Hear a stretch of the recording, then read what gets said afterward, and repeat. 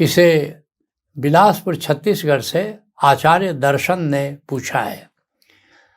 सनातन धर्म अपने आप में जब इतना पूर्ण था तो किस प्रकार और किस कारण से इसका ह्रास हुआ, कैसे इसे पुनः स्थापित कर सकते हैं।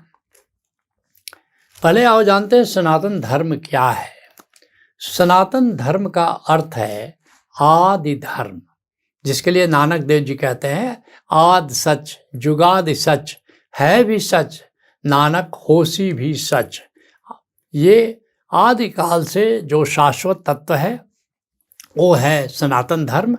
शाश्वत ये जो धर्म है सनातन धर्म, ये शाश्वत सत्य पर आधारित है, ये परम सत्य पर आधारित है। इसे इसको वैदिक धर्म भी कहा जाता है, क्योंकि सनातन धर्म को पहली बार वेदों ने प्रतिष्ठित किया है, इसलिए इसका नाम वैदिक धर्म भी है। जैसे बाकी धर्मों का कोई न कोई प्रवर्तक है, जैसे इस्लाम के प्रवर्तक हजरत मोहम्मद साहब कहे जाते हैं, यहूदी धर्म के प्रवर्तक मोजेस कहे जाते हैं, ईसाई धर्म के प्रवर्तक जीसस कहे जाते हैं, तो सनातन धर्म में कोई इसका प्रवर्तक नहीं है। और जैसे बाकी धर्म में कोई एक किताब है, केवल एक किताब है, लेकिन सनातन धर्म में कोई एक किताब नहीं है, क्योंकि ये सनातन धर्म है, न कोई इसका प्रवर्तक है, न इसकी कोई एक खास किताब है। ये स्वविकसित धर्म है और जो हजारों ऋषियों के ज्ञान मनन और चिंतन द्वारा विकसित हुआ है और आज भी विकसित हो रहा है। यह विश्व का प्राचीनतम धर्म है। कोई ये नहीं कह सकता कि कब इसकी शुरुआत हुई, जबकि बाकी सभी धर्मों के बारे में कहा जा सकता है कि ये किस समय आरंभ हुआ, किसके द्वारा आरंभ हुआ, कौन सी किताब है, तो ये बातें कही जा सकती है। लेकिन सनातन धर्म के बारे में ये बातें नहीं कही जा सकती। कालांतर में पूरे हिंद में व्यापक होने के कारण इसे हिंदू धर्म कहा जाने लगा। वस्तुतः हिंदू, जैन, बौद्ध और सिख सनातन धर्म के चार मुख्य स्तंभ है। सनातन धर्म का मूल तत्व ओंकार है। इसलिए तुम देखोगे कि चाहे वो बौद्ध धर्म हो कि जैन धर्म हो कि सिख धर्म हो कि हिंदू धर्म हो, चारों में ओंकार की प्रधानता है और ओम इसका प्रतीक है। खास तौर से ओम लिखा जाता है, जिस पर ऊ लिख करके देखोगे कि ऊपर चांद और तारा होता है। एक खास प्रतीक है, वो इसका प्रतीक है और इसी ओम से सनातन धर्म जाना जाता है। सनातन धर्म के कोई एक ग्रंथ नहीं है, लेकिन कह सकते हो कुछ मुख्य ग्रंथ है जिनकी चर्चा की जा सकती है। तो सनातन धर्म के जो मुख्य ग्रंथ हैं वो 4 वेद है, 108 उपनिषद है, रामायण है, महाभारत है, गीता है और अनेक संतों की वाणी है। सिद्धों की वाणी है, नाथों की वाणी है, संत मत के संतों की वाणी है। कबीर, दादू, दरिया, रैदास, कुंभनाथ, लालनाथ, भीखा, सहजो, दया, मीरा, अनेक संत हैं जिनकी वाणी है। ये सब सनातन धर्म की ही का प्रतिनिधित्व करते हैं। और ये सारे ग्रंथ, चाहे संतों की वाणी हो कि वेद हो कि उपनिषद हो, गीता, महाभारत, रामायण हो, ये सब सनातन धर्म के मुख्य ग्रंथ है। वैसे हजारों ग्रंथ हैं, मैंने केवल मुख्य ग्रंथों की यहाँ पर चर्चा की। और सनातन धर्म में कई संप्रदाय हैं और सब संप्रदायों के भी अलग अलग ग्रंथ है। इतनी विविधता है इसमें, इतनी व्यापकता है इसमें कि और इसी तरह सनातन धर्म के जो पूजा स्थलों को मंदिर कहा जाता है। जैसे इस्लाम के पूजा स्थलों को मस्जिद कहते हैं, जैसे ईसाई धर्म के पूजा स्थलों को गिरजा घर कहते हैं, उसी तरह सनातन धर्म के जो पूजा स्थल है मंदिर कहलाते हैं, जिसमें देवताओं और उनके अवतारों की मूर्तियां स्थापित होती हैं, जिनकी पूजा आरती की जाती है। लेकिन कई ऐसे संप्रदाय हैं जो देव संस्कृति को नहीं मानते, निर्गुण संस्कृति को मानते हैं, तो उनके अपने अपने रिवाज है अपने, लेकिन इससे फर्क नहीं पड़ता। सनातन धर्म में इतनी व्यापकता है, इतनी उदारता है कि कोई भी अपने मत के अनुसार चले, लेकिन वो सनातनी ही रहता है। तो ना किसी प्रकार की कट्टरता है, ना किसी प्रकार की संकीर्णता है, इतना व्यापक है सनातन धर्म। अब आप सवाल पूछते हैं कि सनातन धर्म जब इतना व्यापक था, इतना शाश्वत था, इतना श्रेष्ठ था, तो फिर सनातन धर्म का ह्रास का कारण क्या है? तो सनातन धर्म के ह्रास के 5 मुख्य कारणों पर हम चर्चा करेंगे। जो पहला कारण था वो था वर्ण और जाति व्यवस्था। ये हमारे यहाँ जो 4 वर्ण शुरू के लिए ठीक था, जब हुआ था, क्यों कि तब ये पेशे के अनुसार, प्रोफेशन के अनुसार हुआ था।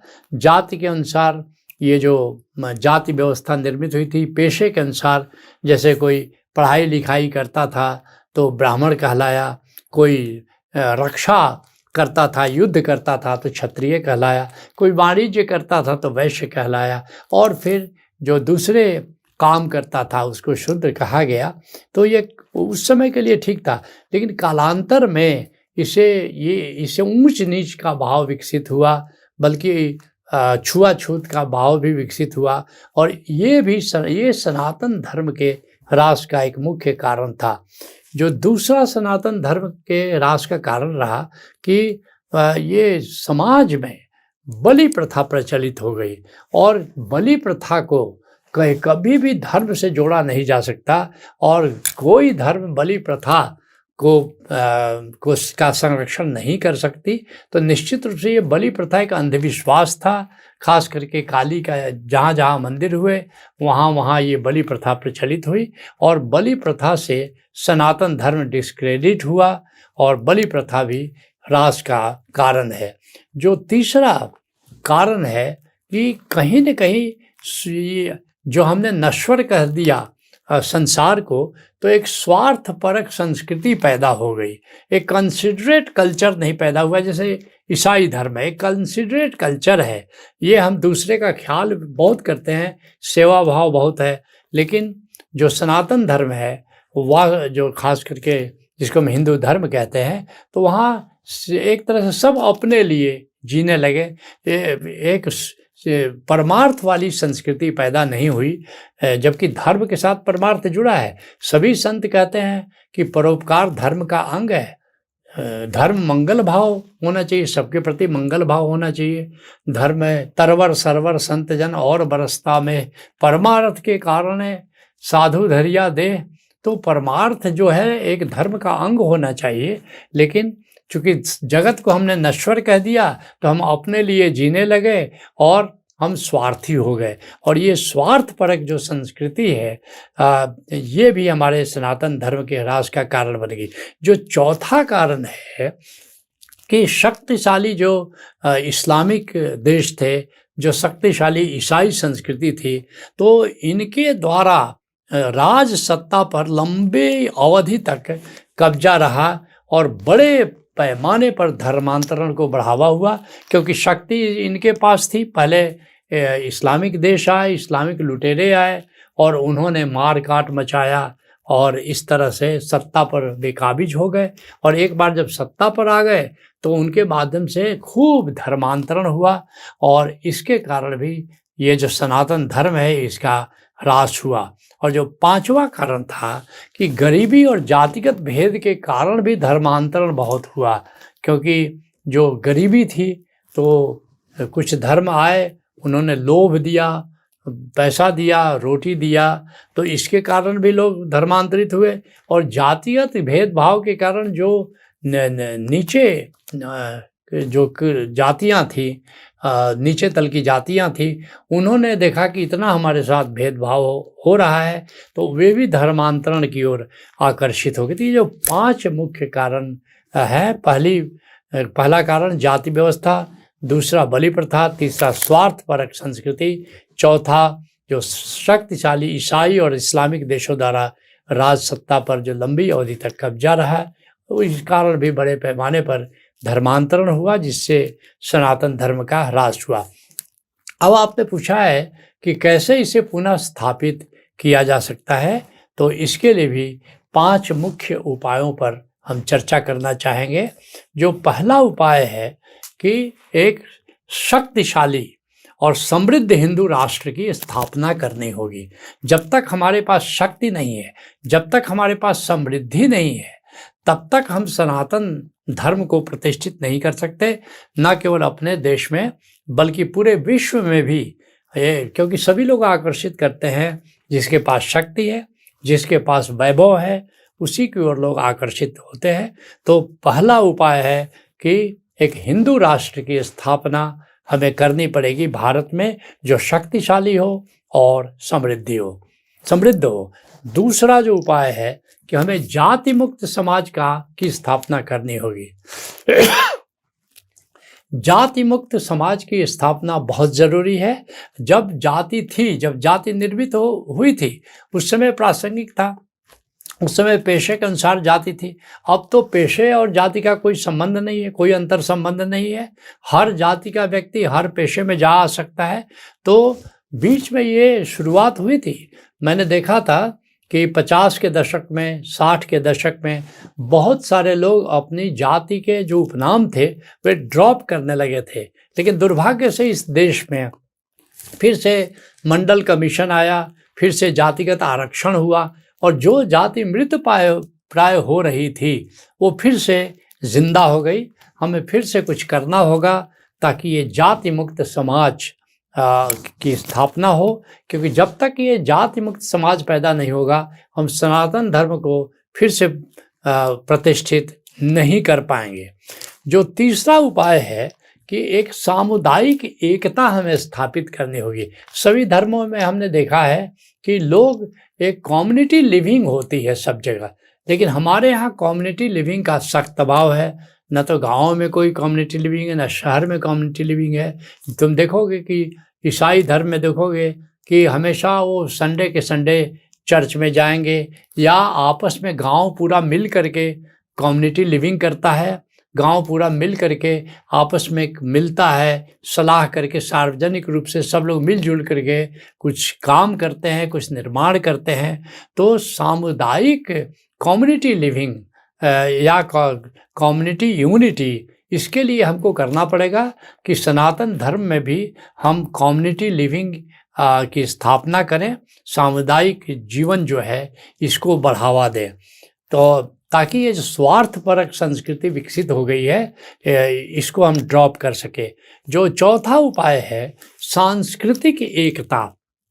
ये जो हमारी संस्कृति है, इसमें जो विविधता तो ठीक है, लेकिन भिन्नता या एक दूसरे के प्रति बैर भाव रखना ये अनुचित है।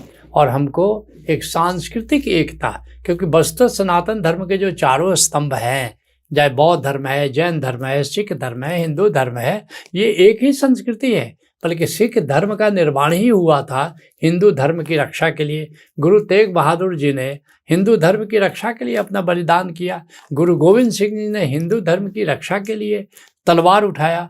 तो इसी तरह से बौद्ध धर्म क्या है? सनातन धर्म है। गौतम बुद्ध स्वयं कहते हैं एष धम्मो सनातनो, मैं सनातन धर्म की बात करता हूँ। तो सांस्कृतिक जो एकता है आपस में इन चारों स्तंभों के बीच, इस एकता को स्थापित करना है।